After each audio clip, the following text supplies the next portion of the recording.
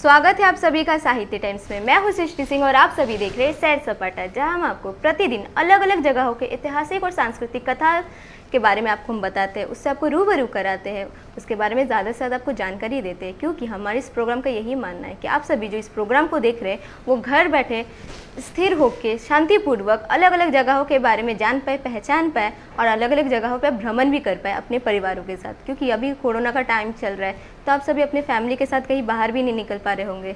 तो बस हमारी एक छोटी सी कोशिश है इस प्रोग्राम के सहित कि आप सभी अपने घर वालों के साथ अलग अलग जगहों के बारे में जान पाए और अलग अलग जगह पर जा पाए, घूम पाए और पहचान पाए। तो आज जिस जगह के बारे में हम बात करने वाले हैं वो है भारत का प्रसिद्ध और शक्तिशाली नदी जो है गंगा नदी।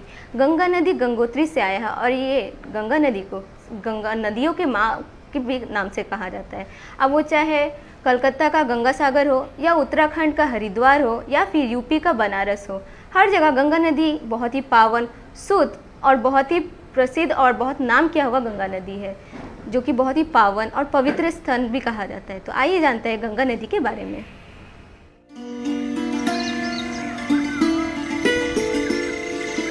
शाम के साए खुशबू की तरह हवा में घुली शंख की आवाजें, किसी लय में गूंजते मंत्रों की मिठास, हवा में उड़ती फूलों की पत्तियां, तितलियां उड़ रही हों जैसे कहीं घंटियों की आवाज।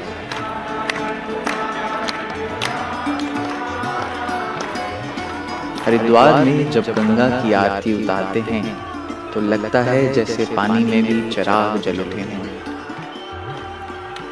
हवा के झोंके से जब दिए की लौ कांप उठती है तो मौजूद रूहों में सिहरन हो उठती है। यहीं से एक सफा खुलता है, गंगा की रोशनाई का पता चलता है।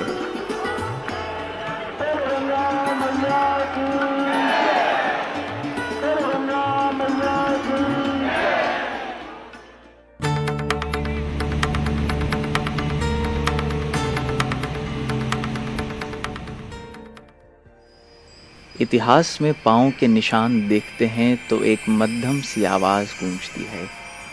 पौराणिक युग में राजा भगीरथ अपने पुरखों के कल्याण के लिए गंगा को हिमालय की वादियों से धरती पर लाए थे। गंगा जब स्वर्ग से धरती पर उतर रही थीं, तो इसके तेज बहाव को कम करने के लिए कैलाश पर्वत पर बैठे भगवान शिव ने इसे अपनी जटाओं में समेट लिया।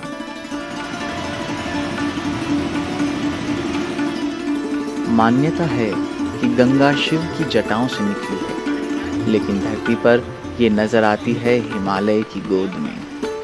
गंगोत्री से निकलने के बाद गंगा हिमालय की वादियों को चीरती हुई उत्तर भारत के मैदानी इलाकों में पहुंचती है। यहाँ आकर ये आस्था का सबसे बड़ा केंद्र बनती है।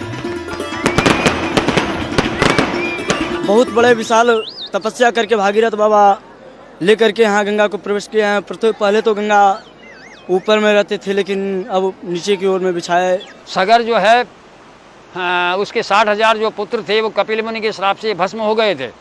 उनकी मुक्ति के लिए राजा भगीरथ इसको जो है गंगा ब्रह्मा जी से लेकर के यहाँ तक आए थे और यहाँ पर उनको तर्पण श्राद्ध किया। उसके पश्चात गंगा नाम से आगे इसका अवतरण हो गया। गंगा भारत की सबसे प्राचीन नदियों में से है। गीता में भगवान ने स्वयं कहा है अपने आप कि अगर नदियों में मैं गंगा हूँ, और है अंतरिक्ष में आकाश गंगा है, पृथ्वी पे गंगा है और हमारे भीतर ईड़ा पिंगला के रूप में गंगा है। गंगा जीवनदायिनी है, मोक्षदायिनी है, अमृत है इसका पानी। हरिद्वार में हर साल गंगा नदी का जन्मोत्सव मनाया जाता है। नदी का जन्मोत्सव मनाना हमारी गौरवशाली परंपरा का अहम हिस्सा है। इतना ही नहीं, पतित पावनी जीवनदायिनी गंगा हजारों सालों से एक ऐसी निरंतर जलधारा बनी हुई है जो 40 करोड़ से भी ज्यादा लोगों की जीवन धारा है।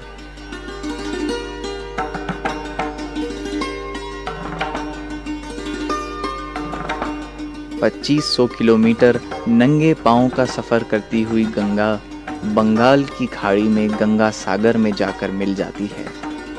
एक तरफ ये लाखों करोड़ों को जीवन देती है तो दूसरी तरफ उनके पाप भी धोती है। 40% भूभाग गंगा अपने जल से सिंचित करती है। इतने बड़े भूभाग को जल प्रदान करके उसके खेतों को सिंचित करना, इतने करोड़ों लोगों की आस्थाओं को सिंचित करना आज के परिप्रेक्ष्य में गंगा का महत्व कहा जा सकता है। तो गंगा न केवल धार्मिक महत्व रखती है, गंगा का आर्थिक, आध्यात्मिक और उसके साथ साथ कृषि क्षेत्र में भी बहुत महत्व है। गंगा हमारा जीवन है और गंगा यदि नहीं रही तो पृथ्वी के अंदर आज जीवन भी नहीं रहेगा, क्योंकि शास्त्रों में कहा है ये गंगा जो है ये पृथ्वी का सौभाग्य है। लेकिन सदियों से पाप धोती आ रही पतित पावनी गंगा न सिर्फ अपने मूल स्थान पर ही मैली हो गई है, बल्कि सिकुड़ती भी जा रही है। बर्फानी वादियों की रोशनी में कभी रात पिघल जाती थी।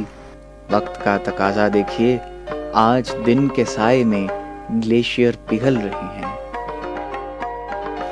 गंगोत्री ग्लेशियर हर साल 18 मीटर सिकुड़ता जा रहा है।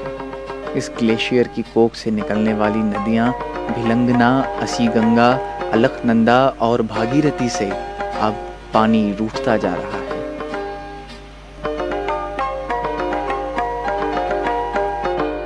हाल ही में गूगल अर्थ ने सैटेलाइट से जो तस्वीरें ली हैं, उनसे पता चलता है कि गंगा और उसकी सहायक नदियां सूखती जा रही हैं। भागीरथी नदी का 8 किलोमीटर हिस्सा सूख गया है, जो कि 2004 में सिर्फ 1 किलोमीटर तक ही सूखा था। On 4th of March, we took a photograph of the river flowing and then suddenly becoming dry, and a photograph of the dry patch. At that time, the dry patch was only about 1 kilometer. But a month later, we took a Google photograph, and then we saw all this dry patch, even drier than this, up to 6 kilometers. Okay. But now, of course, because of two days of rains, there is a little flow, as I told you. But this will also dry up, because we have 1 month more to go for monsoon. So you'll have a dry patch which will be longer than 6, maybe 8 to 9 kilometers. इन तस्वीरों को देखकर पर्यावरण वैज्ञानिक हैरान हैं और इस बात पर शंका जाहिर करने लगे हैं कि अगर यूं ही गंगा और उसकी सहायक नदियों का पानी सूखता रहा तो अगले 50 से 100 सालों में ये जलधाराएं अपना अस्तित्व ही खो बैठेंगी। Bhagirathi, which starts from Gangotri, is the main stream of the Ganga. She comes from about 150 kilometers away from Gangotri, and the glacier is another 20 kilometers behind that. And then she comes, and there are a few projects on the way which have destroyed the flow of the Bhagirathi already at a number of places. वातावरण प्रेमियों के आगे यही बात एक सवाल बनकर खड़ी हो जाती है कि हजारों सालों से बहती आ रही गंगा नदी सन 2025 तक एक मौसमी नदी बनकर रह जाएगी। क्या यही है हमारी आने वाली पीढ़ियों का भविष्य? विकास के नाम पर जो हम इसका गला घोट रहे हैं और जो गंगा को गंगा ना रहने दे रहे हैं। पहले सरस्वती विलुप्त हुई, यमुना विलुप्त होने के कगार पर है और गंगा उसके राह पे चल पड़ी है। हम खुद को मार रहे हैं, हम अपनी आने वाली पीढ़ी को क्या देंगे?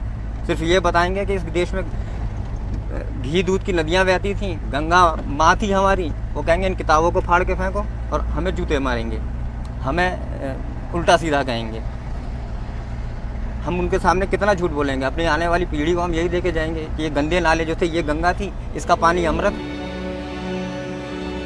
लीन सीजन में भागीरथी नदी का बहाव 40 क्यूबिक मीटर प्रति सेकंड से कम होकर आधा क्यूबिक मीटर प्रति सेकंड रह जाता है। The trouble is that they collect water also during the lean season and during the monsoons. And their basic argument in formulating the project is that all the water to the maximum extent of any river should be stored for distribution to farmers in the lean season. आम जनता के जहन में यही सवाल उठता है कि नदियां आखिर क्यों सूखती जा रही हैं। एक वक्त था जब पानी चलता तो पत्थरों का सीना चीर देता था। कहीं चलते चलते नदियां यूं ही मोड़ मुड़ जाती तो कहीं बल खाकर चलती थीं। अब नदियों की चाल इतनी धीमी क्यों हो गई है? ऐसी नदी के पानी को किसने रोक रखा है? कहां और क्यों? कुछ ऐसा ही हाल भागीरथी नदी का है। भागीरथी नदी के सीने पर अभी 4 और डैम बन रहे हैं, जिन्हें मानेरी बाली, भैरों घाटी, लाहौरी नागपाल और पाला मानेरी के नाम से पुकारा जाता है। Unfortunately, they are counterproductive. In the Himalayan region, they are destroying the flow. Now, because of these big projects, the flow of Bhagirathi is already finished. Firstly, you must decommission the projects you have already put in place, convert them to run of the river if possible, and create new run of the river projects by using the dams or barrages and canal system. As per their own assertion, the irrigation efficiency is 35%, which means that 65% of the water is being lost. Now, if you have a project where you are losing 65% of this very beautiful resource, then you are not doing the best job for the country. Ganga के बहाव के कम होने का मुख्य कारण Tehri dam है, जो भागीरथी के तट पर कुछ साल पहले ही चालू किया गया। जिस मकसद को लेकर टेहरी डैम बनाया गया, अब उस मकसद को पूरा करना इस डैम के लिए मुश्किल होता जा रहा है। 1000 मेगावाट बिजली पैदा करना इस डैम का मकसद था, लेकिन लीन सीजन में पानी कम होने के कारण ये बांध सिर्फ 100 मेगावाट बिजली पैदा कर रहा है। ऐसे हालात में आशंका यही है कि इस डैम को बंद किया जा सकता है।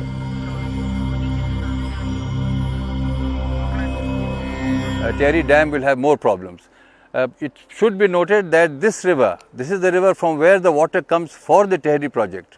Now, if this river is destroyed and she doesn't flow, or she doesn't flow to the degree that is expected, even in the monsoon, then the Tehri Dam is a complete failure. ना कोई नुकसान मेरे दृष्टिकोण में नहीं है, बाकी दुनिया कुछ भी कह ले, मेरे दृष्टिकोण में कोई नुकसान नहीं है। बाकी वो तो जो बन रहा है बांध, वो तो उत्पाद के लिए बन रहा है। लेकिन अगर बहुत ज़्यादा बांध बनेंगे तो आपको ऐसे लगता है तब भी नहीं, पानी यहाँ का यहीं रहेगा।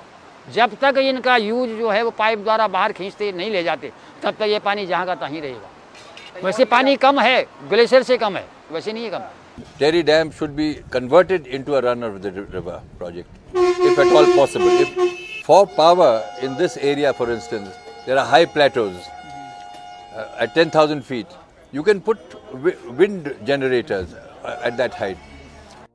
We are finding that the water of all the tribute थाम कर चलती है, वो किनारे भी मैले हो चुके हैं।